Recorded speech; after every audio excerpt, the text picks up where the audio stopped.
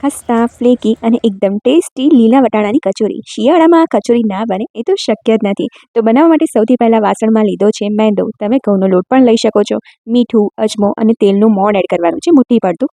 બરાબર મિક્સ કરીને ધીમે ધીમે પાણી એડ કરતા જઈને સોફ્ટ લોટ બાંધવાનો છે. છેલ્લે થોડું તેલ એડ કરીને ફરીથી મસળીને કવર કરીને આ લોટને હવે રેસ્ટ આપવાનો છે. હવે આવે છે heart of kachori. Fresh green peas લઈએ, એમાં ગ્રીન ચીલી અને જિંજર એડ કરીને ચોપરમાં કોર્સલી ક્રશ કરી લઈએ.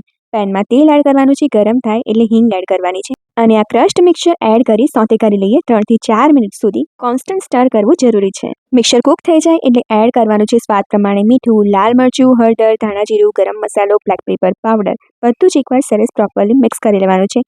બાઇન્ડિંગ માટે એડ કરીએ બાફેલા બટાકાના પીસીસ અને લાસ્ટમાં ફ્રેશ સમારેલી કોથમીર. બરાબર મિક્સ કરી લઈએ. Filling is ready.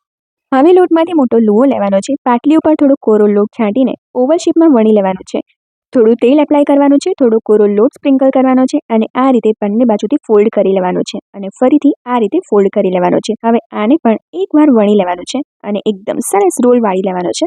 રોલને 2 પાર્ટમાં કટ કરવાનો છે અને કટ કરેલો પાર્ટ નીચે રાખીને ફરીથી જેન્ટલી રોલ કરી લઈએ. હવે સેન્ટરમાં સ્ટફિંગ બોલ મૂકી પ્રોપરલી સીલ કરી લઈએ.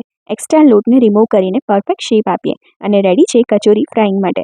મીડિયમ ગરમ તેલમાં કચોરીને ડીપ ફ્રાય કરીએ. Slow frying is the key for golden, crispy અને ફ્લેકી કચોરીઝ. આઉટસાઇડ ખસ્તા, ઇનસાઇડ સ્પાઇસી અને લેયર્સ ફુલ ઓન ફ્લેકી.